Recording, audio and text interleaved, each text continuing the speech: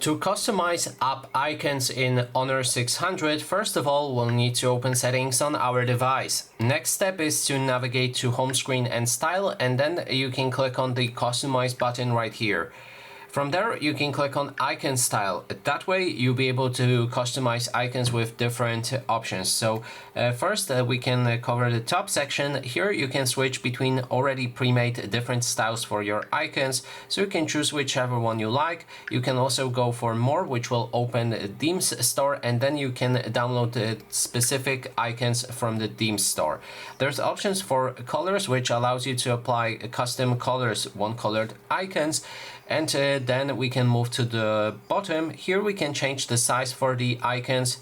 We can change the rounded corners for the icons. So if you like circles, you can make them more like circles. And if you like squares, then you can make them almost fully square.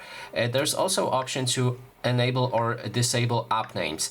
And that is basically everything. Thanks so much for watching.